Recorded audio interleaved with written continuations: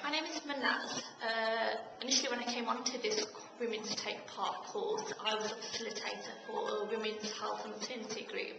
And part of the reason why I actually wanted to come into this course was to identify what were the barriers that women face in participating in community or influencing decisions that were being made at a local level.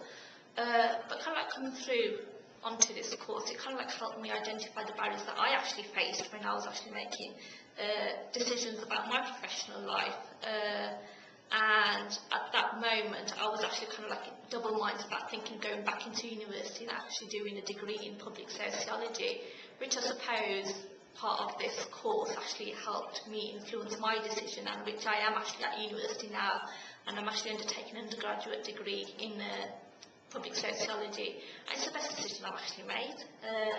I kind of like struggled with myself initially to think whether I was doing the right thing or not, because that meant leaving a well-paid job to kind of like going back into student life. But yeah, like I say, it's the best decision I've made, and I think this course has actually helped and supported me to actually come to that decision, meeting all these inspirational women that I've actually come across, and going back in terms of speaking to them about what their lives were like and what they inspired to, but also identified what barriers held them back in actually achieving what they wanted to do as well.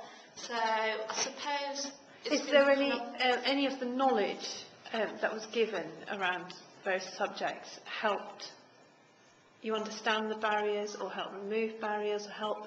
You started off by talking about wanting to influence and become more involved and participate.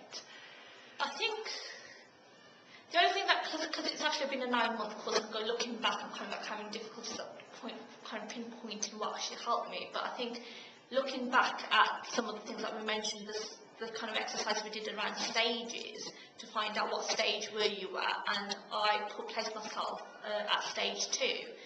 But now I place myself at stage 2 being there, but also kind of like on stage 3. I can identify some of the areas where I actually can see myself in stage 3. But I think kind of like finding out what helped me with the stages was the initial, the lines where it actually said what's actually holding you back, or do you actually find that you know what you're actually doing, but there's a certain someone that's actually kind of like holding you back.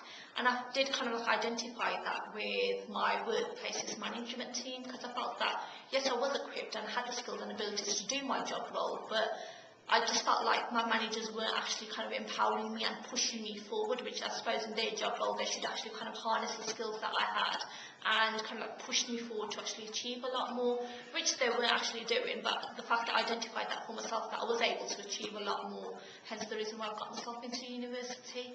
And I think what kind of I also identified was with that clear glass ceiling, or that concrete ceiling that you come across. And I think with my life, with my professional life, I had come to that stage where I wasn't getting any further, and I'd met that concrete block, and I wasn't actually pushing myself further.